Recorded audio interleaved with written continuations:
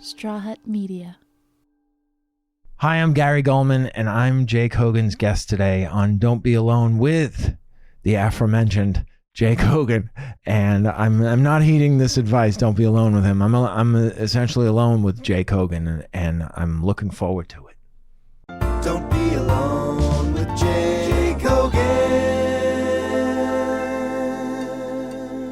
Hello, welcome to Don't Be Alone with Jake Hogan. I am Jake Hogan, and this is my podcast where I get interesting people to talk about my problems and work it out for me. Hopefully, we can grow closer in the process, which would be awesome. I just want to say that it's nice to have a podcast, and finally, I think you all know that we are having a moment here at Don't Be Alone with Jake Hogan. The show is really taking off, and I'm very grateful for all the positive comments and suggestions and the questions that you're sending into dbawjk@gmail.com. Please send me your questions, especially the questions I can ask my guests. But it's been great, and I got a lot of attention.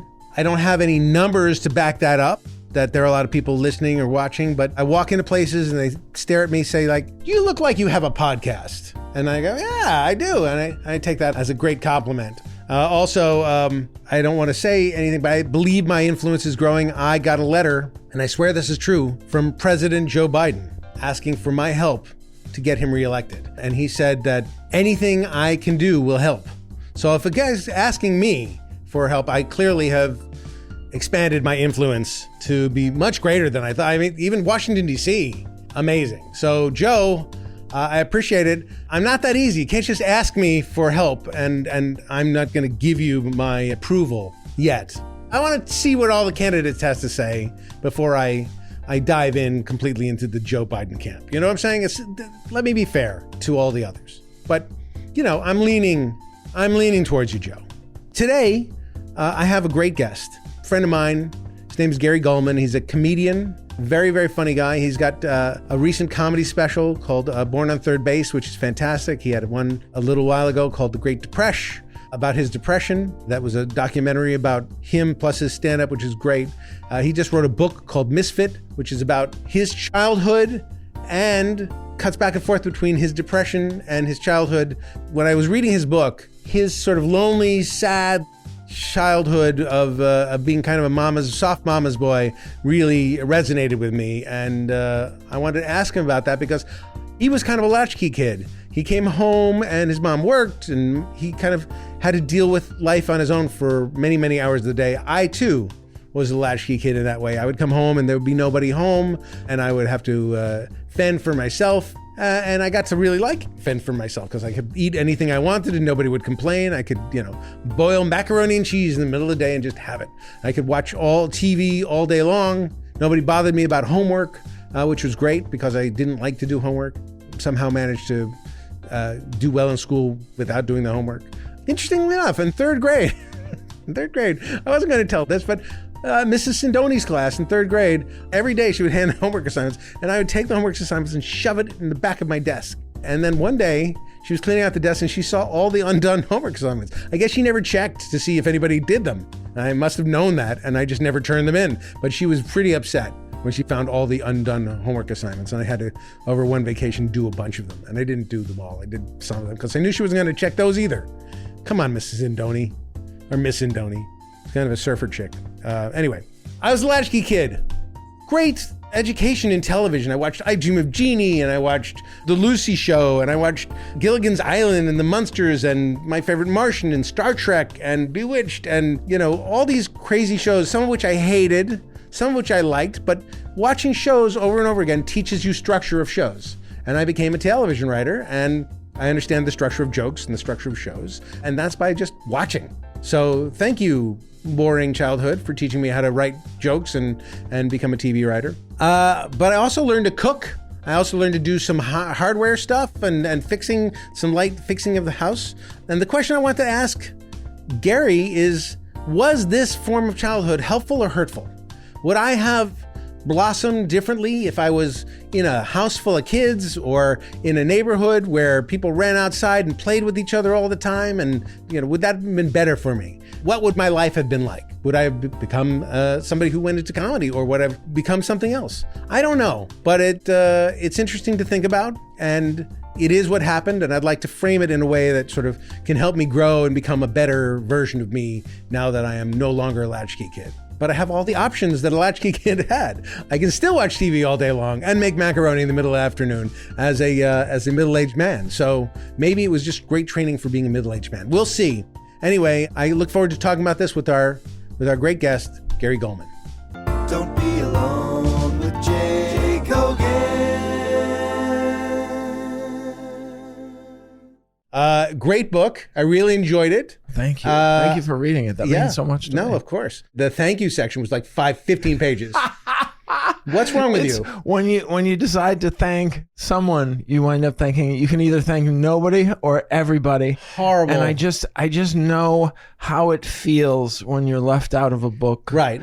Like my friend Todd Glass wrote a book, Sure. and he mentioned me, and I didn't look first, but at the end, that was like my dessert. Thank your wife. So good. And then if you thank anybody else, it doesn't matter. I know the next time, but there were so many people who I actually called up to ask questions about our childhood. Right. It's set in kindergarten through 12th grade that I felt I needed to recognize. Well, you them. had phone numbers. You had people's phone numbers. Yeah. I assumed they were somewhat real. They didn't have to be real, but I had to change one number legally. All right. Well, there you except go. that the number I use for the house I grew up in is the actual number because it's no longer in service because my mother moved. This show is about me bringing smart, interesting people to talk about my problems. Okay. That's why I just don't be alone with you. Yeah. And the problem I wanted to talk with you about is something that, having read your book, I think you can relate to, which is I feel like, and my parents listen to the show, so maybe they'll tell me to fuck off, but I feel like I was kind of a latchkey kid. That when I came home from school, there was nobody there supervising me, nobody there asking me to do anything. Like, when are you doing your homework? Never. I would come home from school, put my ass down on the couch and start watching TV until somebody told me to go to bed. Yeah. So that's what I did. I identify with that a lot. So being a latchkey kid primed me for certain things, like being a comedy writer. Sure. I can analyze a sitcom story like that. Like You've seen so many stories. A million of them. Yeah. And I watched shows that I hated. Same.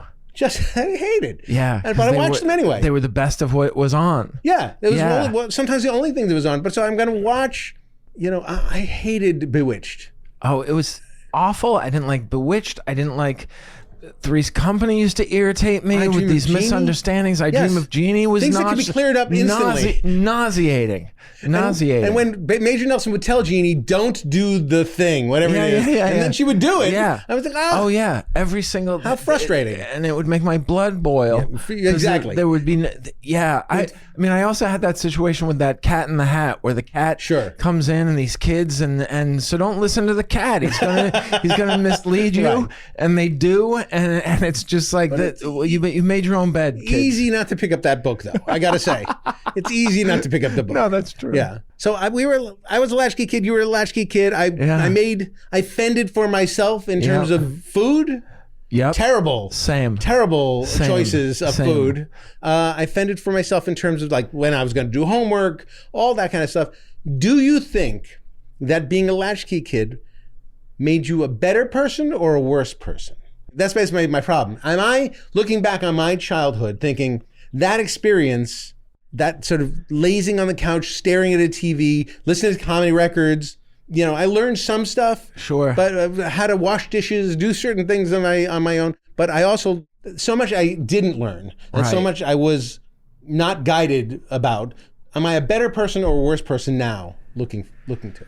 Oh man, that one thing I keep thinking is that there was never a better time to have been a latchkey kid. Right. I think it would be very dangerous to be a latchkey kid nowadays with all the access to the internet and what I mean predators. saying. Plenty of masturbation happened at home. Yeah, there was plenty of masturbation, but it also felt like my neighbors were looking out for me, and that there were a lot of kids outside or available, and there were parents who were not working, who I would intersect with and have conversation with, and if I was doing something really dangerous or something horrible happened or got locked out of the house, I was protected.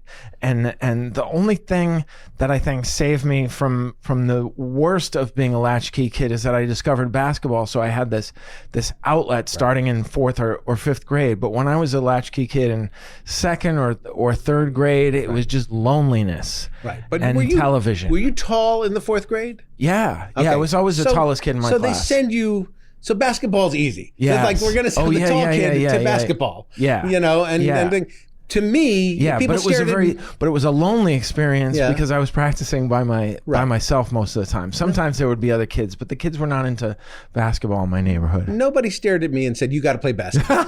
No, not one. They looked at me. Competitive eating. So it's like hot dog eating contests that. Right, but Jay, it's the loneliness that I'm concerned with for young Jay. Yes, and I buried that in TV and comedy and food. Yeah, and that's what I did. So like I would prepare meals for me and my sister sometimes when she got home, and I would babysit. How much younger is she? She's older. Older. Yes, but you would cook for her. I would cook for her. I also had to stay home for her because she was scared to be home alone, even though she was 2.5 years older. Sure, no, and so I had to understand babysit that. a little bit. Wow, yeah, that's a lot for a kid to be responsible for. Yeah, but maybe that age. responsibility. But certainly that probably made you a better partner and father. Right. I fear for the amount of time you spend in your head. Oh yeah. Well, but I mean, that's the whole thing of it. You know, the anxiety and the sadness and boredom of being alone, you sort of live with, and that festers or generates in you, and then you something comes of it, either comedy careers, or sitting on top of a book depository. But something comes of it. Right, but that amount of time spending in your head and creating stories and intersecting with so many stories, I'm sure that was beneficial, but it also brings about this reliance on yourself that can also make it, well, I don't need anybody, and that's just not true. Well, you had a different, having read the book, your dad seemed a lot tougher than my dad. Oh yeah. Your dad said, like, he was talking about fights. Yeah, he wanted me to get into fights. Yeah, not run away from the fights that I was running away from. And my father never suggested I get into a fight. So good. And so I never, that wasn't even on the table. Like, go fight. Yeah. I mean, like you have a new special that's born on third base. Yes. Yes. I feel like I was born in the owner's box.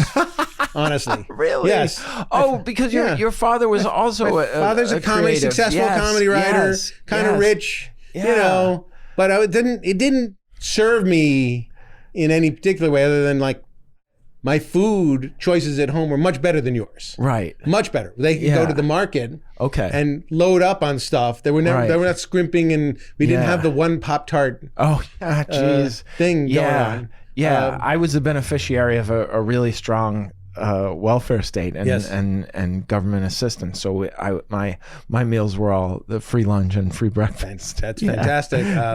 And I see that it has made you stuck to suckling the government teat. That's all you do. Yeah. But I was wondering, have you seen the Albert Brooks documentary that Rob Reiner did? And it's reminiscent of your childhood. It is. And that comedy was front and center in your. It is, and I got to know a lot of comedians and all that kind of stuff. And I spent some time in Massachusetts, in your part of the woods. Oh, I didn't realize that. My aunt Phyllis, my father's sister, lived in Lexington. Oh, nice. And actually died in Peabody. Oh, interesting. Yes, and there was a retirement home. There's a very nice retirement Brooksby Village. Yes. That's where my mom lives. That's so funny. That she was there for a while, so I know a little bit about Peabody. And Phyllis, Speaking of Peabody, when you were a kid and you watched Peabody and Sherman, did you go like, aha? Oh yeah. We're recognized. Yeah, I remember when I was a kid, I went to basketball camp and they said, "Where are you from?" I said, "Peabody," and they said, "Do you remember what the name of the boy was on the show?" Right. And I said his name was Sherman, and most people think that the boy was Mr. Peabody, and the dog was Sherman. But Fools. But that show was so funny. Yeah. And the Rocky and Bullwinkle Fantastic. were just so. Yeah. I guess it was for kids, but I love it as an adult. It was written by adults, for Yes. adults, and kids can watch it too. Right. Yes. Yeah. Yes. One of the reasons on The Simpsons that it's Homer J. Simpson and Bartholomew J. Simpson is because it was Rocket J. Squirrel and Bullwinkle J. Moose. Yes. I either forgot that I knew that or I decided when they give middle initial, it should be J. Oh, I love it. People said, you're being, egotistical. I said, it's not about me. Yeah. It's about Bullwinkle. What was the man's name? Jay Ward. Jay Ward, yes. And there used to be like a museum of him on Sunset. There still is a statue of Bullwinkle still there, but they took the bungalows down and sold it for gazillions of dollars. Oh, man, of course. Money rules. Yeah. Money rules. I don't know if you know this, but money rules.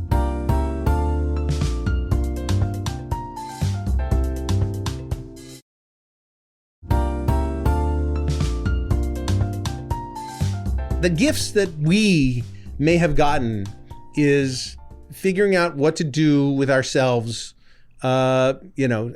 self-soothing, sometimes successfully or unsuccessfully, anxiety stuff.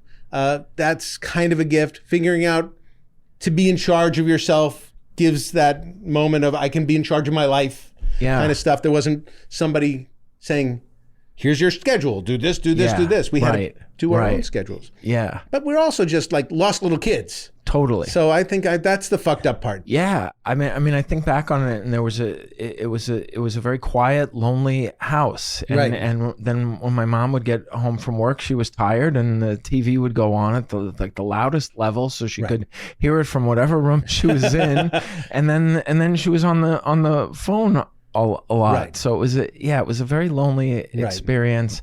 And your brothers were older. Yeah, much older, 10 and 13 years older. So that they weren't really like playmates. They were like an extra father and an extra critic. And it was not a great situation for a sensitive boy. No. I mean, is there a great situation for a sensitive boy? Like, what is the great situation? Well, every once in a while. Two gay dads? Yeah. I mean, every once in a while I will witness parent-child relationships. Like, are you familiar with the Brian Koppelman? Yeah. Okay, so he and his wife Amy, they have these two great kids, Anna and Sammy, and they're just. Sammy's a comic too, right? No, Sammy is he's in politics, so that he wrote speeches for the Biden and Obama and things like that, and then Anna is a writer and comic, and anyhow, I always felt like those kids were comfortable around their parents telling them things and sharing things with them and getting that feedback that we needed to go to audiences and elsewhere that we weren't getting it at home. I mean, it's so clear I was starved for attention. Right. Yeah. Well, he seems like when you listen to, he's got a podcast called The Moment. Yes. And so when you listen to that and you talk about, like, he seems like he's adopted a lot of people in his life, and they've taken them into their home. Yes. And I was one of those people. And I always think about, like, I've done that, none of that. Oh, like, really? nobody, I've not adopted a single person. And I think if I told Brown, my wife, like, hey, with a stand-up comic at the Improv that we're going to adopt and bring to our home, she would say, what, you fucking crazy? It's so interesting. Well, that's not going to happen. Yeah. You know? I mean, he is selective, but he's very generous in terms of connecting people and embracing. Well, that's good for him. That's good for him. I don't have any of that. I don't have that largesse. I'm sitting here in my house and I'm just watching a lot of cable. Yeah, but you've been so encouraging to me over the years, and took me to dinner with Charlie and Brown. So. That's just star fucking. No. I mean, that's a whole other thing. Wow, you need to raise the bar for what you call a star. We're big fans. The family are big fans of yours. That makes me and incredibly you're adorable, happy. and people love you. Listen, I have several very tall friends. Yeah, and their demeanor. The tallness is belied by your actual inner self. Oh, okay. You are still a 5'7" Oh, Jew, yeah. as far as I'm concerned. Yeah. I identify as 5'6". Yeah, exactly. Yeah. So, like, you can walk into a room tall, but after a conversation, you're stooped over. No, I know. It's fine. I know. And so I can relate to you, whereas there are people that I feel like I'm not on the same wave. I told you, I've watched your specials, the Depresh was an amazing special. Oh, thank you. And comedians, people in comedy, talk about your comedy because that's very so nice to few hear. people do the kind of sort of set pieces that you've done, the letters, state letters. Oh, the abbreviating and the of the abbreviations, states, yeah. and the one of the fantasy teacher. Oh, yeah. When I was a professor. They're fully Oh, thank you. constructed comedy bits. They're not what is now comedy, which is not bad either, which is more alt comedy observations and people trying to sort of being autobiographical and telling of their own lives, which you do some of too. But I'm just saying, like, a well-crafted bit is something that I just like, fantastic. That's so nice to hear. So, I mean, anybody who hasn't heard the abbreviation, the state abbreviation, you can go to the internet. Has it somewhere. I don't know if you've heard of the internet, but if you've heard of the internet, go to the internet and look up Gary Gulman and look at state abbreviations. It's brilliant. I think you do it on the Conan show. Yeah, it was on the Conan show, and it changed my entire career trajectory. Conan's another guy who's a very tall guy who also is a 5'7" guy. Oh yeah. He's insecure too. It's so interesting, but luckily our insecurity manifests itself in humility and compassion. Whereas sometimes it manifests itself in starting a right-wing anti-vax podcast. That's true. That's true. I find that kindness. You're both very kind, pleasant people who don't assume people love you or know you or any of that kind of stuff, which a lot of people do. Right. I know a lot of comedians and people might do that. And listen, I have my own podcast, so I'm pretty up there. Yeah. A lot of people say, Jake Hogan, do you have your own podcast? When I say yes, it stops the room cold. People go in silence. I assume from respect. Right. I assume from respect. Yeah. So, but I don't throw it in people's faces. Right. Yeah. That I have a podcast. Yeah, because of the humility and the compassion. Exactly. Yes. I'm trying to be. Yes. I try to remain compassionate, even though I'm above all those people. The other thing when reading your book, one of the things that struck me, and I have to take umbrage with you a little bit, is you found the theme from Cheers depressing. Oh, yeah. Yeah, it always bummed me out. Now, the theme from Cheers, just so you know, the history of the show, Cheers was a pilot about people in a bar and was almost not picked up, except that they had that theme song. They hired somebody to write a theme song and an opening credits that made it seem like it's not a bunch of depressing people. It's a warm, lovely place where people are friends and everybody knows your name. And that song got the show picked up. No way. Yes. I never knew that. So those warm notes of where somebody gotta go where everybody knows your name. Yeah. That's not depressing. But the opening, which is soft, making your way in the world today, takes everything. That's right. God. Yeah. Oh, and to hear that when I was probably in 5th grade, I was like, oh, it's just a matter of time before the. Right. I was always convinced that I would die by my own hand, and it was just a matter of which crisis or undoing would undo me. Well, let's talk about that. Whether it was a divorce or a death in the family, I looked at myself as a very fragile soul. You talk about that a lot. You had suicidal ideation from a very young age. Yeah. Now, I'm a latchkey kid. I don't think I thought about it once. Oh, really? No, I thought about like, what am I going to barbecue, and am I going to masturbate again?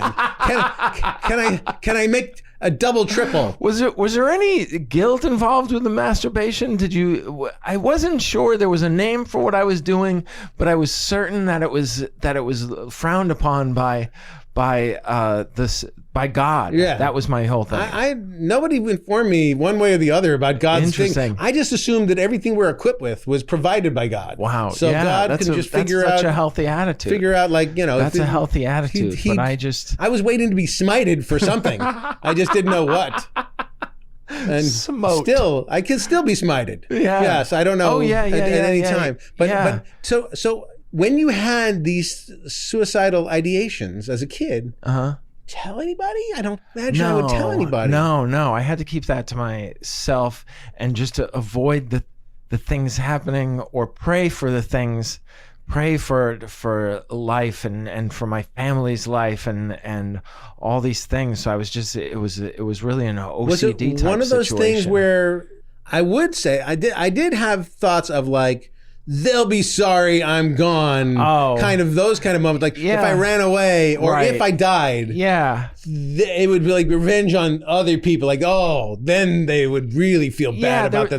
There was that, which I think is a common, but there was also this feeling that I just felt like if I didn't do something in the way of either sports or to get good grades Right. or something like that, that I wasn't going to have a life that I found fulfilling and would make me happy. I was always imagining that someday I would be able to provide an easier life to my mother, who was sort of, if you're the son of a single mom, you become, especially when the other two boys have already really flown the coop, you become like their partner, their husband, and it's just it's a horrible position, and there's so much pressure, and I just felt I owed her a better life, and if I could provide that, then I would feel good about myself. But until then, I was just I was always the other thing is that my father's mother was bipolar, but always so heavily medicated that she was kind of out of it. Right. And then he would tell this story of a cousin he had who had attempted suicide. So I thought, I envisioned this type of future was a great possibility. It's in the pool. Yeah. But did you view suicide as a relief from pain? Yeah. Okay. So that's a whole other ballgame. Yeah. And by the way, if anybody's listening and having those feelings, please call the suicide hotline, get help. Yeah. This is a chemical thing. It totally is. I used to think it was something I could achieve my way out of. Right. And then I read Bruce Springsteen's autobiography, and he struggled with depression and couldn't get out of bed. Right. And so there's nobody who worked harder or was more talented or successful than Bruce Springsteen. So it's biological. Right. Yes. Although New Jersey rips the bones from your back. So there's something to that. It's a death trap. Yeah, exactly. It's a suicide rap. Right. So I mean, I get it. Maybe that's part of where he's from. But I mean, that's amazing that you saw that as relief. And also, just backing up 4 steps. Yeah. Do you now think that you owe your mother a better life? Well, Okay, stop. No, you don't. No, right? No. I know. I forget you believe. Yeah. You do. Part of you believes it. Yeah. You don't owe your Right. parents a fucking thing. Right. You Yeah. don't owe your parents a fucking thing. Wow. You don't owe your parents. Say it. You don't owe I your don't parents. owe my parents a fucking thing. Right. They brought you here. Yeah. You didn't bring them here. Now, Right. it's not bad to love your parents and give Right. them gifts if you can, if you want Yeah. to, but you don't owe it. Interesting. You don't owe it. Wow. Yeah. That's really healthy. I mean, I work with that a lot with my therapist, and there's just this idea, I think, that a lot of parents had, that their kids were an extension of them. But And- you don't have kids. I have a kid. right. I don't want my kid thinking for 1 second he owes me a thing. I think I love his company. I love his respect. I'd love he's a if he wants to delightful be kid. But Yeah. he owes me nothing, and I owe my parents nothing. Right. And not to say that I don't do a shit ton of work for them, which I do. Right. Yeah. But that's because I'm a good guy. Yeah. That's 'cause, Yeah. You know, but Yeah, we're good sons. we don't need to. Yeah. And if tomorrow I stopped, I wouldn't feel bad about it, because that's just the way. My obligation is to my kid. Right. And I have to give him everything I can, because I helped bring him into the world. Right. That's it. Yeah. That's Ozzy's. Yeah. Right? I mean, Yeah, just yeah. like you don't owe people anything. I mean, you had to come here to do my podcast. No. Don't get me wrong. That was a must. Yeah. You know, I was on you for weeks and months about that. So you had quo, Gulman. Yeah. But I think that we sometimes build up in our own heads obligations and things that, you know, we think we owe. Now, of course, there's also fantasies of like, I'm going to be so rich Right. and Oh, yeah, fantastic yeah, yeah. that I will be able to, I'll have the largesse and help this Yeah. friend and help that friend, Right. and there'll be the Jay Kogan Foundation, and you know, I'll be giving, you know, they'll be giving award dinners for me and all that kind of stuff. But that's bullshit. I mean, the real is you take care of the people who are your family. Yeah. Help as many other people as you can along the way. Yeah. But that help is like an optional. Right. Yeah.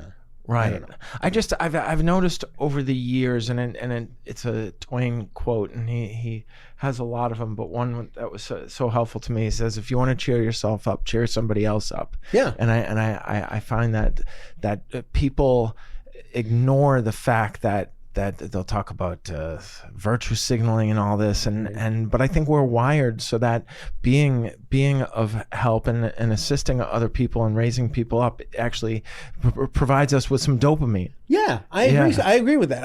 Making somebody laugh. Yes. Is a huge Yes. dopamine getter. I mean, Yes. come on. It's like Yes. that's like a special skill that you have. Right. It's like, okay.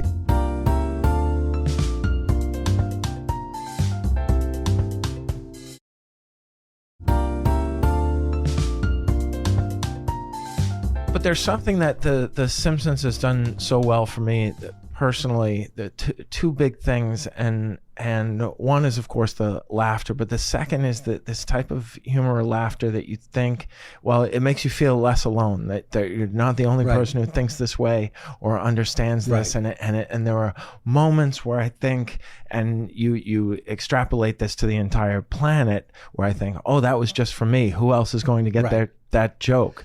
And it's such a special connection. That's true. That if you like a certain kind of joke or a certain kind of comedian, it happened to me when Monty Python. Yes. Monty Python. Yes. There's a tribe of people who were Monty Python people. Right. There was a tribe of which people. came out of nowhere. Right. It just showed up on public television in the middle of the night. Yes. And you'd mention public television, you'd mention Monty Python to somebody else in elementary school, and they go, yes. Yeah. And they go, okay, that's one of my people. Yeah. So, I guess 100 years ago was people, doing fill-in or something. But for it's Monty Python. Yeah. And yeah, that's a tribe of people like who are, George Carlinites or loved a certain kind of show, and that kind of, that's a special feeling. Yeah. It's not ubiquitous. Right. It's specific. Yeah. And it's interesting because I find people of my generation, I'm a little older than you, but my generation likes certain Looney Tunes. There's things that we remember that really influenced us that kids today do not have. They have other things. They have the rap music. Yeah, the rap music, and Rick and Morty seems to be something that they're that is really transcendent, because I live in a mostly African American neighborhood, and the kids and the adults, my wife and I went dressed as Rick and Morty to hand out candy last year, and I've never been more popular in my life. Everybody in the neighborhood wanted to take a picture with Rick and Morty. Right. Were you Rick or Morty? I was Rick, and no, I was Morty because I had a yellow T-shirt. Okay. And Sade was Rick. All right. Very good. Yeah. Yeah. No, I mean, I agree that there's the sense of belonging. Is a very important thing, and you write about this again. You write about this in your book. When you got on teams. Yeah. You had a sense of belonging. Yes. When you met that certain friend group that you had that girl friend who was a girl, who was never your girlfriend. Right. Yeah, Lori. Yeah. And it's like, okay, I have a connection with this person, and that's a very special thing you take with you. It's like you don't feel alone. Yeah. You can feel connected to somebody, and that can carry you through years of life. It really can. Yeah. It really can. Yeah. I mean, I'm glad I was always driven to be a comedian, but I wish I hadn't felt this need to prove that I was not just funny with my friends. I wanted to play the big stage. Why? Why do you wish you didn't have that? Because I always had a track running in my mind. Okay, be funny all the time. That's your superpower. Right. And 2, find out a way to make a living at it, which shouldn't be, or shouldn't have to be, a component of how you want to live your life. That it also has to translate to earning a living. Can I push back on that? Yeah, of because course. I think of course. Yeah. It sounds to me like you're talking about passion. Yeah. It sounds to me like you're talking about passion for something. Yeah. And then why not pour your passion into something like that? Why not make that your living? No, I get that. I just wish In lieu of what? I guess. Will you be a school teacher? Like what would, and maybe you'd be the funniest school teacher? No, I feel like that I told myself early on that I was, and we talked about this regarding your son with failing, that if I didn't earn a living, it would have been a failure. Just to be, before you, somebody here, I was telling advice to my son, which is he's in his 20s, about to graduate college. Now is the time to fail at things. Yes. Meaning now is the time to reach out and try best things. Advice and you can give or fail. get. Not that he's a failure. Right, just just be very clear. Because it sounded like you're talking about his failings. Yeah. He was not. He's not sorry. a failure. He's a I very, assumed very. everybody was it's not here your fault. But I just want to be Sorry, clear. Charlie. Yeah, no, it's good. Yeah. But I want him to fail at things because he tries so many things that it doesn't fucking matter. Yeah. 20s is the time to fail. And you learn so much, and this has been said to death, but from mistakes. The bigger the mistake, the better the lesson. And you just, beat people, and it goes packed into the file of life, and you use those lessons for the rest of your life. Yeah. But what if you weren't a professional, trying to be a professional comedian and trying to make your living at it? What would it be? What else would it be? I mean, the job I enjoyed the most all the years was when I was the building sub at the high school I had attended, and so it was just the perfect timing because a lot of my teachers were still teaching. They were edging towards retirement, and then I was I guess 10 years older than the oldest kids in the school, so I still remembered what it was like to be a high school kids, and it was just a delightful job that I looked forward to doing, and I felt I was pretty good at it. When I hear you say that, though, it feels to me like Aquaman saying, "I don't want to talk to fish." Like you know what? There are better things for me to do than talk. It's like, well, no, that's your thing. Explore, use it as good as you can. If you're funny, and you are very funny, use that superpower for good. You know, all careers are shitty. All careers are struggles. All careers are pain. The building sub has many shitty elements to it. And being a school teacher in whatever high school that was, I'm sure has its own problems. All the time. I agree. Some administrative nightmare. So like, okay, but you choose that nightmare or this other one. I just knew that I always wanted an ethical outlet of my personality and my gifts, and that I also studied accounting in college, and I just could not rationalize how this was contributing to my well-being or anyone's well-being. I was not even making rich people richer. I was just keeping track of how much these corporations were spending. It just so I felt like something along the lines of teacher, and then I can twist it so that being a comedian has some ethical manifestation. I think accountants. I think there's somewhere out there is a passionate accountant who says, I am contributing to the business that I'm helping this business keep track of their business and which is helping to create jobs and provide services and thinking of the long term. I had a friend who was my boss at the accounting firm, and he went and joined the Peace Corps and used his accounting skills to help developing countries in Europe after the fall of the Soviet Union. That's amazing. I have a friend who's an accountant for Raytheon, just nuclear bombs, all kinds of weapons that destroy people. He's very proud. Oh my gosh, he's very proud. Oh, it's heartbreaking. It's fine. It's good. It's good. It's good. Everybody has their own niche. Some are there to help people who are struggling in struggling countries. Some are there to contribute to horrible weapons of mass destruction. Oh my gosh. Yeah. So we pick it. It. I also want to thank you for your book, for informing me, which I never knew, that pattern of gray, that sort of gray pattern that goes on people's coats is called Glen Plaid. Oh, yes. I had no idea idea about that.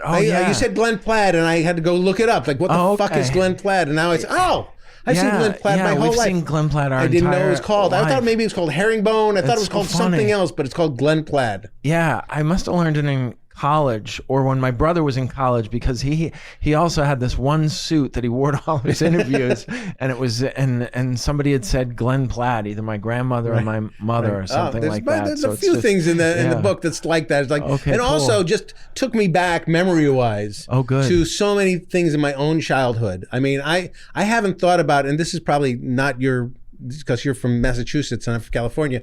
I used to watch a show called Kimba the White Lion. Oh yeah. That was a little bit before my to time. Speed Racer. Yeah. Okay. Speed Racer and Kimba the White Lion were back to back. I was like, okay, interesting. I'm like Gary in that way. I have memories of certain shows that I just watched, including, as we were saying, I Dream of Jeannie and the Lucy. There's a whole slew of shows where people are making terrible decisions. Yeah. And they could have just cleared it up instantly. Yeah. But they don't. And so now it's nothing but frustration to me. Have you watched, Hold on. That's my ride. Gotta go. Hold on. Todd Glass always makes that same joke. It's a great I joke. love it. Oh, it's a great joke. It gets me every time. It's a great joke. That's my ride. Yeah. So I grew up, my favorite, I was a big Sesame Street kid, and then Me too. And then I grew into the Flintstones. Was on at 4:30, right, on the UHF station. You didn't migrate to the Electric Company? I did love the Electric Company. I loved Mr. Rogers, but then my next growth in terms of entertainment was for the Flintstones, and I'll watch it occasionally out of comfort, and I just, some of it is actually holds up in terms of jokes, but then other aspects of it in terms of the relationship between Wilma and Fred is just so ugly. Right. Well, that's the Honeymooners. Yes. The Honeymooners is really ugly. Yes. He's threatening to punch her. Yeah, and violent. Oh my God. And he's just cruel. And I don't understand the relationship between Fred and Barney either. I got to be honest. Fred is very strange. Fred is sadistic and cruel and a terrible friend and petty. Betty and Barney, like, she's so hot. Oh, I know. And he's so not hot. What's going on? Both those women are too hot for their guys. Right, but the more I learn about relationships, I understand what Betty saw in Barney is that he was easygoing and he was a good listener. Maybe that's right. Maybe that's right. Yeah. That whole thing of beautiful women attracted to really weird looking guys gave me so much hope. Me too. Really just like, Me okay, too. I don't have to be that handsome or handsome at all to attract a gorgeous person. I just have to be something. Yeah, well, the draw seems to be, at least from what I could tell from watching so much comedy, especially Jewish guys who were of a type, your Gary Shandlings, your David Brenners. Right. I thought they all talk about having sex and they all talk about having girlfriends. Being funny is the big draw there. That's the women. That's I worked for Gary Shandling. Women, hot women loved Gary. Yeah, loved Gary.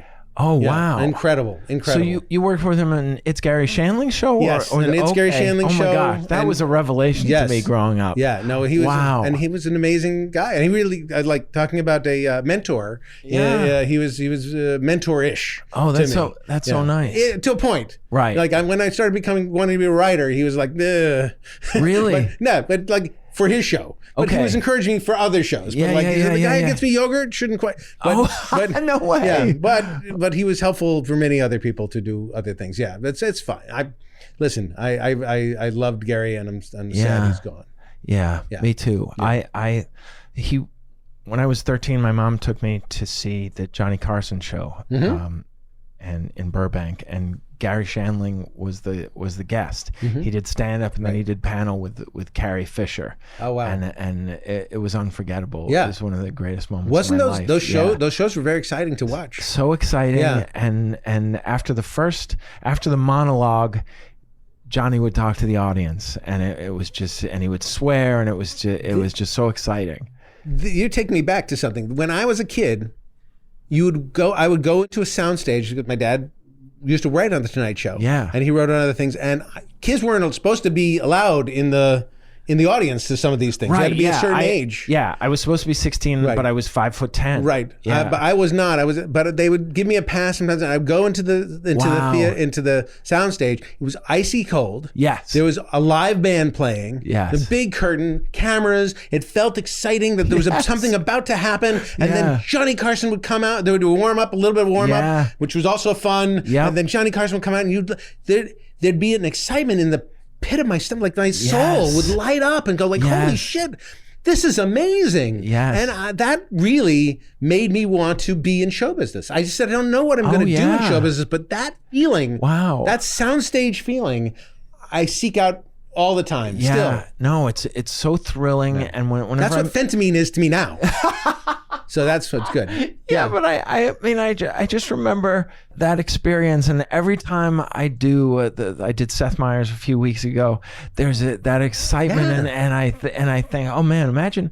I mean, it would be a bit much to do it every day. Right. It would be overwhelming, but to be a person who it's just so exciting. And But show business seems smaller to me now, and I know Sure, part of yeah, it is because yeah. I was, 7, Yes. and everything was Yes. gigantic. Yes. But I just feel like that show business itself, the late night. There was one Johnny Carson show. Right. Now there's Oh, a yeah, million yeah, shows. yeah, yeah, yeah, There's yeah. Seth Meyers. If you don't see Seth Meyers, then Taylor Tomlinson has a new Right, show or something. right. Like No, there's a I lot of know. shows out I there, know. and I so know. I feel it's all Yeah. a little bit less than it yeah, was. it was just so much harder to get in and build an audience that I feel like this is a little bit more democratic and a little bit an easier road with still plenty of awful rejection and disappointment, but there more successes. The rejection is just part of the game. Yeah. It's just part of the game. No, I didn't know. know that's the one thing I would tell myself. I was telling my son, if I could tell myself, go back in time and tell young Jay, Yeah. I would say, just try and Yeah. get rejected. It's Yeah. okay. Yeah. Just keep trying. Yeah. Ask that girl that you think is cute. Yeah. Ask her out. Oh my gosh. Tell her, Yeah. have her say no. It's Yeah, fine. yeah. Then ask. You'll live, The next and it you'll gets live easier to and live see with. what happens. Yes. Just try. Yeah. But I was so afraid of the rejection that No, I didn't know. do it. And lived a percentage of my life in fear of the rejection Yes. and sitting But things now out. Yeah. I have to embrace the rejection. Have to Totally. embrace the rejection. Yeah. Otherwise, there's no Yeah. life. Yeah. Yeah. Ugh. Right. Yeah.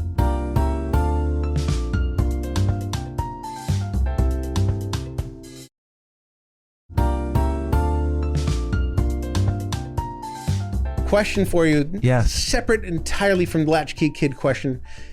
Your word choice of things it's always in your comedy, but also in your book. Just like, how close do you keep the thesaurus next to you? Like, it seems like you are a lover of the thesaurus, or just have a vocabulary that's unlimited. Yeah, I don't think my vocabulary is unlimited, but I'm constantly drenching my brain with words because I read a lot of books and I listen to a lot of books and I keep track of words, and I'm also a writer who's always thinking about what the writing in progress, either for my book or for my comedy, and I think, oh, that's the better word there. And and again, another great Twain quote, and I'll probably mess it up, is the difference between the right word and the almost right word is the difference between the lightning bug and the lightning. Right. And so when you get that exact right word, it feels good, it fits, it matches rhythmically. And also there was a friend of mine named Rick Harris who's passed away, but he was a brilliant stand-up and writer, and he went to Emerson, and so he had some training, and he said what we really love to hear is words we forgot we knew, and that was a great help in putting together stand-up, because you could get a laugh just off the word, and surprise is also a big part of writing a good joke.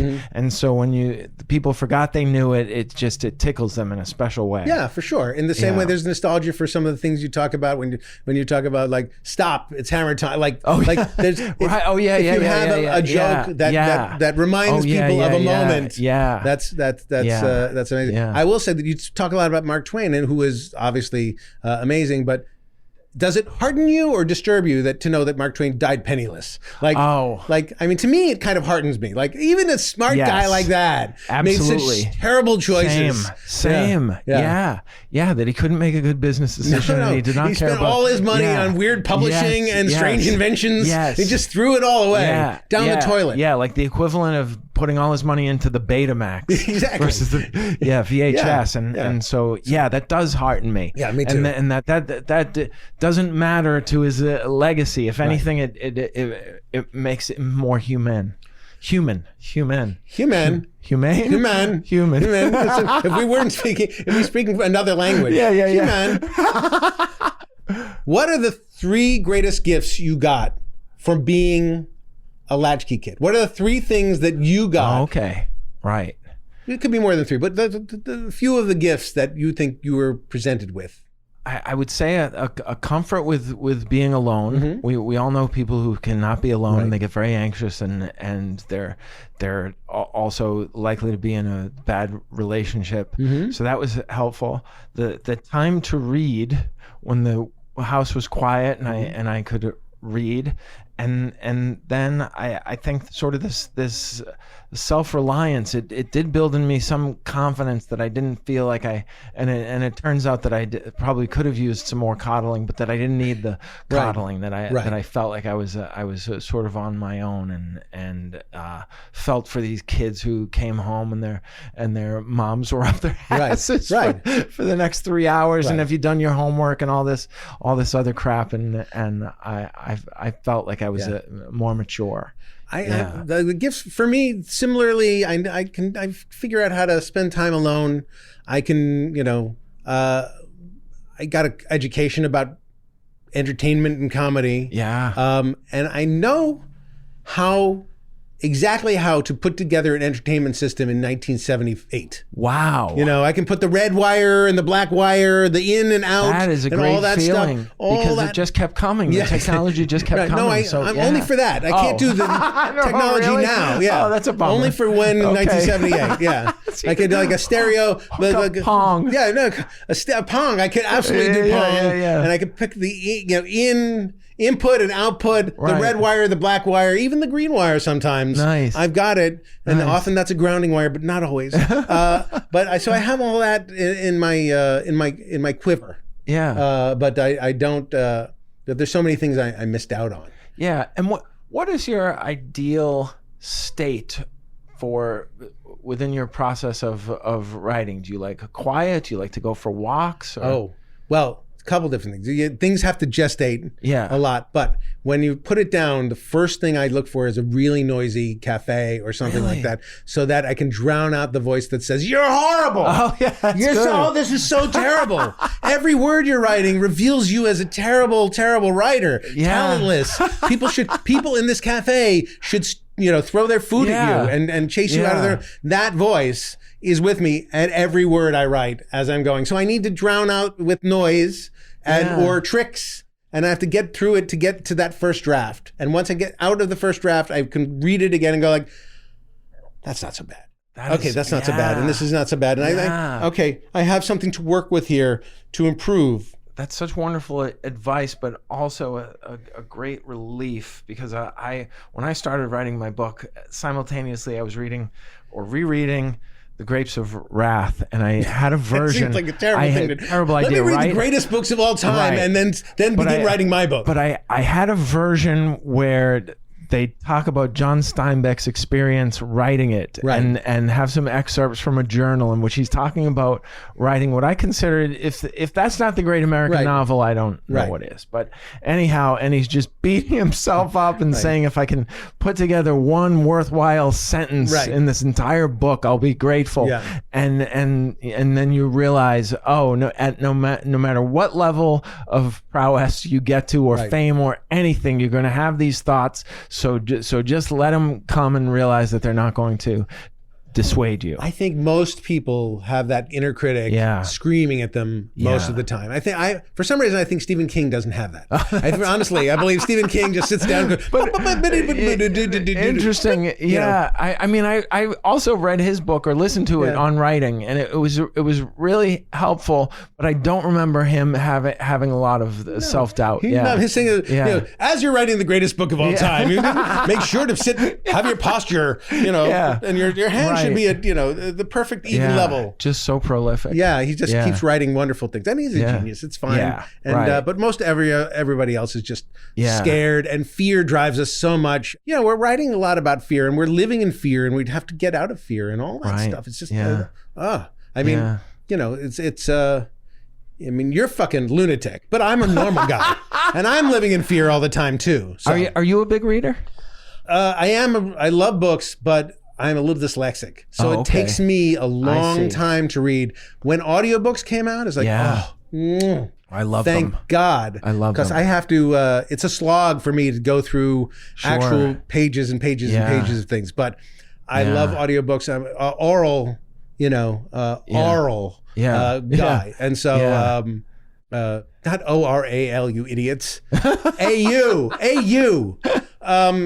So when I hear it, it sinks in. And that's one of the reasons I have a decent vocabulary through listening. Yeah. And I can do accents through listening. Same. Whatever that is, it's working that part of the brain. Right. The reading part of the brain is a mess. Yeah. No, I understand that. I think the audiobook, I'm better with nonfiction audio because I like to see the poetry and feel but see it on the page, and also I need extra time to let it settle. Yeah. But when I'm listening for information or words, I find the Audible really helpful. It's very helpful. When I'm reading like scripts and things, I will routinely not fall asleep, but just zone out. Yeah. Oh, me too. Zone out and just me like too. what? Yeah. And I'll be 20 pages beyond some point I remember, and I have to go back and read it again. And that's something's going on there that's wrong. Well, the only thing I will say is that you get better at it. Your attention lasts longer, but that's very common amongst people, especially writers. When you're reading, you're thinking, and it's crazy. Yeah. We said the 3 great things that we got. Yeah. What are the 3 things that you wish you didn't have? You spend so much time lonely, and it's not the entire time that you're lonely, because a lot of times I was involved in hobbies or basketball or doing things that were productive or constructive, but I do also have a sadness that is started in that period of time where I didn't have a lot of friends or any real friends, and it made me feel sad and longing and feel depressed, and so that was. But you write about you had friends, but they weren't good friends. Right. And that's depressing too. Yeah, it's really depressing that I had friends and I was kind of depressed anyway sometimes, you know. That it was frequently fraught when I was with these people, and there's also for little kids there's competition for friends. Yeah. And so this friend, I remember a kid down the street, I would get a friend and he was really great at picking them off, man. He would steal them. He was offering more than I could provide. And, in terms of toys and the swimming pool, and it was just it could be very sad. So I would had feel a swimming pool. I had stuff. Oh, really? But I just didn't. I wasn't left out. I wasn't aware that there was a competition going on. Oh, yeah. So I think I could have lured people in. Yeah. But I was also in a neighborhood where everybody had a swimming pool. Right. I mean, we're in the San Fernando Valley. Yeah. Like most people had swimming pool or access to one pretty darn easily. Right. This kid, he really stood out for his swimming pool. Well, this has been helpful to me. Okay, I am going to reconsider my childhood, and if mom and dad are listening, I don't blame you for being very young people. They were young 30s. Okay. Dad was working and mom was going out, and they were having a good time. They were interesting. Did you get the feeling that your parents enjoyed you? Yes. Because that's kind of a new concept. Like, I think my dad enjoyed me. I think my mother had her moments, but for the most part, I was sort of a bit of a burden. Well, you were work for her. Yeah, for I sure. was work for her. Yeah. I mean, and also she seemed pretty, burnt out. Like she's doing a lot of things a lot of the time. I mean, she didn't have the bandwidth to handle all that stuff. That I understand. When I read your book, I felt for your mom, not just you, but I also felt for your mom because things were difficult. Yeah. But I think my parents enjoyed, but I also worked hard to make them enjoy me. In other words, I was I was a little entertainer, right? Me too. Mama's boy, and a good boy to do the things they liked. And when my sister would say, "I'm not going to have," we'd go to a fancy restaurant. I'm not going to have any of the fancy food. And I would say, no, I'm going to eat exactly what they give me. And it's like, and I'm going to enjoy it. I'm going to compliment the food. I love it. Like it was a complete asshole. And my sister was honest and true to herself. She was a much better person. Interesting. Yeah. But she's dead now and I'm alive. So who wins? What was her name? Doesn't matter. Okay. No, her name, Jill. Oh. Jill. Yeah. It's a lovely, lovely woman. And I'm sorry she's gone. Oh, that's sad. We were good friends when we got older. Not good friends when we were kids. Right. Oh, that's so nice. This is the part of the section of the show where we do listener mail. Oh, fun. Charlie has written a theme for listener mail. Now it's time for listener mail. Oh, I okay, love good. it. It's adorable. Charlie. It's adorable. Yeah. Tell Charlie. And this question comes from, there are two here. One is from Ed Matthews, who says, can you reason with someone who's mentally ill? Could it be that they are normal and believe that they are trying to reason with you, who is actually the one who's mentally ill? Ah, interesting. So with somebody, when you're talking to somebody and their perception of reality and your perception of reality are different, how do you come to a meeting of the minds, or do you just, I'm out of here? Yeah, You know? I think that's the healthier version. Yeah. I mean, the thing with mental illness is there are a number of different things. So you could have an argument with a depressed person. Right.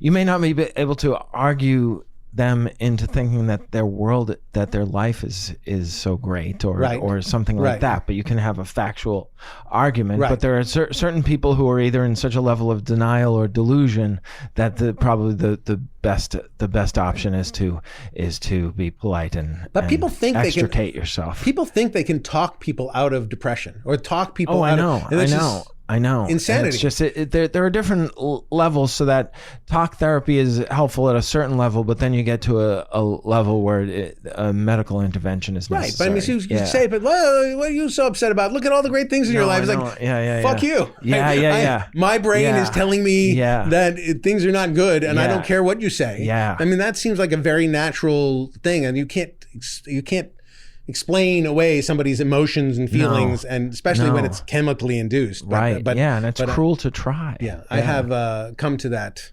It took me a long time to come to that, when I have friends who've committed suicide and other things, to realize that it's not like, well, what was the thing? It's like, well, there's no thing. Right. It's a disease Yeah. that captured people and took them out like cancer. Yes. And so, like, well, you're going to argue somebody out of cancer? Right. No. I You're know. not. I know. I wish I could. But this also just people who are divergent or having not depression necessarily, but just a different sense of reality. I feel like this way with Trumpers, I guess, Yeah, which is like same. they have a different sense Yeah. of the world, Yep. a different sense of what's crazy, Yep. and different sense of what the problem is. Yeah. And they have a bubble of information that reinforces it, Yeah. just like I have my bubble of information that reinforces my idea, Right. and I won't be able to talk them out of it, Yeah. and they can't talk me out of my thing. The only thing Right. we can do is find common ground somewhere. Yeah. Right? I can say, like, well, you want people to not be dying in the streets, right?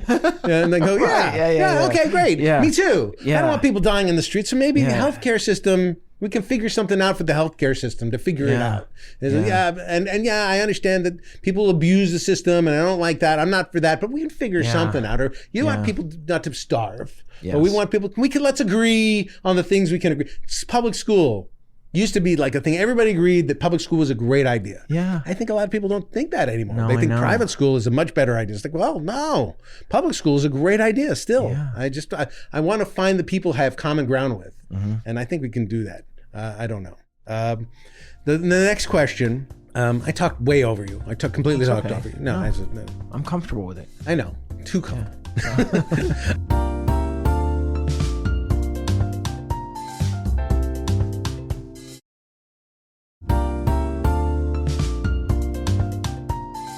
This one is from Holly, who says, and this is a very interesting question because I know this person. I do a thing on Twitter still called Philosophy Fridays. Oh, okay. Where I have a philosophy question and people come and answer the philosophy. She's one of the people who's there every Friday. Oh, amazing. And her thing is, how do you develop your sense of self, and what facets define your identity? And that seems like a very basic question. Like, how do you develop your sense of self? So how did you develop your sense of self? It's a very difficult question for me, which anytime I try to read deeply in philosophy always trips me up, that idea of being and metaphysics and Why does it things trip you like up? that. What- Because they use the same term for the idea of being as they use for instance, they'll interchange metaphysics or ontology or these things, and it doesn't always seem clear which aspect they're talking about. One of the better books I've read on philosophy was by Michael Schur, who kind of I wouldn't say he dumbed it down, but he made it. He tried to sort of boil it down to like, here are the three schools of philosophy. Yeah. And it was more understandable. And so my sense of self, I'll tell you, my gut reaction to that is that I know who I am better than I ever have, and I still don't feel I know who I am that much. And I saw a film, and the director was there, and he had written it in the 1960s, and I can't remember the name. It was black and white, and he said it was an utter failure. And this man was 96 looking back on this film, and we watched it at the film forum in the village, and we were all blown. It was breathtaking, blown away, and it was breathtaking, and he said this was a failure that moved me into becoming a professor rather than a director of film. And he was watching it, and he said, what I see in this star of this movie is that this is a man who doesn't know himself. And I'm looking at it now at 97, and I realize I probably don't know myself much more than I did when I wrote and directed this movie about a person who doesn't know himself. And so I think there are certain things that I want to leave behind in terms of just that I didn't make things worse for a lot of people, that I was giving and thoughtful and tried to share my gifts, and that I was generous with my time and my blessings. But that's not a sense of self. No, but I mean, you are a comedian, you are a person, you're a husband. Yeah. You know, you have your identity. Yeah. Your identity, I mean, your son. There are things that are given things about who you are now.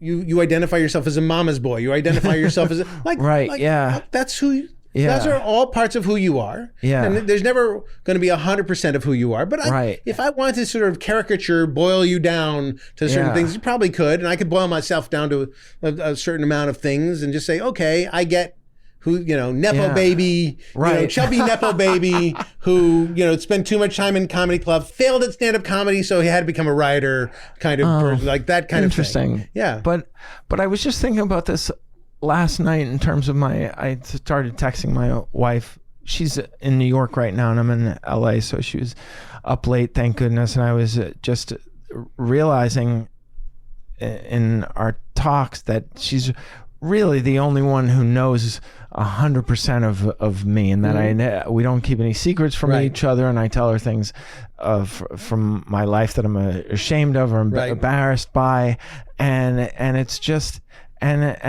and it's plenty, and I feel so good about that. So she could say who you are. Yeah, she could identify. Yeah, she could say who I am. And I was just saying last night, I said, I'm so happy right now, and she said, well, you deserve that. And it was just it was the ultimate response to I'm so happy right now, because it is something that you have to remind yourself that you do deserve to feel good. Well, I would modify that. I think I don't know that anybody deserves anything. Yeah. Exactly. Right. But why not? Yeah. But I mean, look, why not be happy? And how great it is that you feel happy. So because I think that, a lot of people deserve a lot of things that they don't get. Yeah. But happiness, that you're in a joyous moment is fantastic. Yeah. And you should enjoy it free of guilt. Of being happy, to truly say, I earned a lot of this happiness. I worked at it, and I know happiness won't last forever. So why not? Yeah, this ride the wave. Pass, right? Yeah, ride the wave.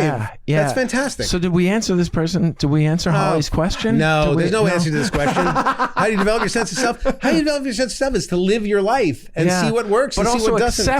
Accepting the good and the bad has been very, very helpful. That and working maybe change. And sometimes what you think is the bad is the good. Like I used to hate myself for being so weepy and soft. Right. And it's one of the better part of me as an adult male. Right. Yeah. And we can grow and fix things that we want to change and keep the things that we think our humanity relies on. And by the way, being a soft touch in terms of emotion, crying at commercials, which I do all the time, is easy. That commercial with the three ladies going down the hill. Oh my gosh, it gets me every single time. Me too. It's like, oh my God, that's fabulous. Yeah. Oh, what a beautiful commercial. And it only cost $1 gazillion, but it's worth it. But they're going sledding as elderly women, and it's just joy. And then Yeah. they revert back to their child. Their Yeah. inner child's with them all the time. Yeah. Fantastic message. Yeah. I'm with them the whole way. Yeah. Yeah, that's great.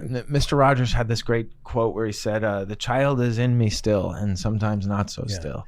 Now, I'm Mr. Rogers. I was one of the things where I did not like Mr. Rogers. Oh, really? I did not. adored him. I hated him. Really? Yeah, I hated him. No, I like him now as an adult, but Yeah. at the time I felt Yeah. he was talking so slowly. Oh, interesting. And down to me in Interesting. many ways. Like, I was a he's known precocious for every kid. precocious kid. Yeah. I was a precocious kid. Like, Yeah. you, dude. Yeah, I just saw Step him up your game. as a relief from the men in my life who talked fast, abrasively, Right. and impatiently. Yeah. Yeah. No, I was good with I like him now as an adult. I Yeah. respect what he did, Right, but I also yeah. just I Yeah. was not entertained by there's certain shows It's not that for were everybody. for like Barney or something. That was like I wouldn't forget it. shoot myself. Yeah. Well, I always found Barney. I could see through that. It seemed phony. Yeah, exactly. Whereas Mr. Rogers.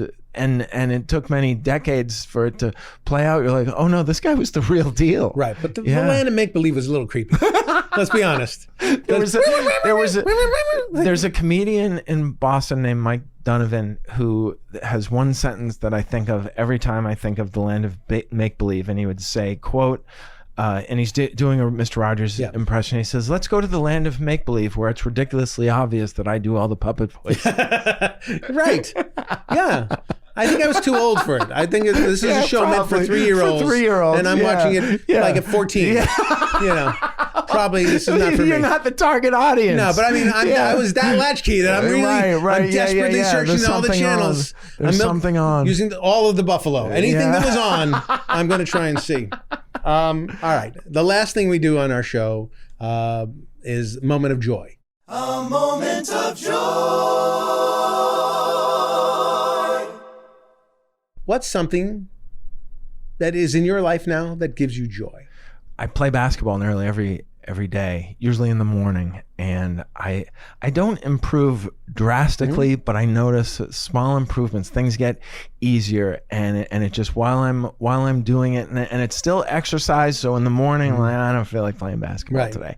But I feel so much joy, and there's some pride there when I notice myself improving, and it was something that I abandoned for a long time, and coming back to it, rediscovering it has been another source of joy. Do you play when you're on the road? Yeah, I bring a basketball. I deflate it, which is this brilliant maneuver that I hadn't thought about. Right. And then I deflate it, and then I pump it up when I get to my destination. You bring a pump too? Yeah, I bring a pump, a small pump, and a needle. Okay. Yeah. All right. And then you find a park. Yeah, I find a park. So I play frequently at Pan Pacific Park on Beverly. Sure. Yeah. Now you're going to have fans stalking you at Pan Pacific Park. I've been telling people I go there for years, and nobody ever shows up. So that's fantastic. Yeah. Well, that's a good moment of joy. Now, will you, as you age, as you get older, there comes a time. My dad was a basketball player. Played basketball all the time. Wow. Every not every day, but every weekend. Amazing. Played basketball. And he had the Kogan hook. I'd love to hear that. Oh, that's awesome. And he hasn't played basketball. He's about to turn 90. He hasn't played basketball in a good, I don't know, maybe 20 years. Oh. He misses it. Yeah. He misses it. I wonder, like, if after basketball, what you can fill your life with after basketball. I mean, you don't have to decide now. Right. Interesting. But there does need to be something to fill it. Right. I mean, my wife and I like to go on hikes, so maybe that could be something like that. That's fantastic. Yeah. I hike around here. You could go and hike with me and Lou. No, there's great hiking around here. Lou Schneider, a mutual friend, and I were hiking just the other day and talking about you. He was just before he came to your show. Oh, that's so nice. Yeah, so he was good. And when I told Brown that you were in town, she said, why didn't we go to the show? It's because we're lazy assholes.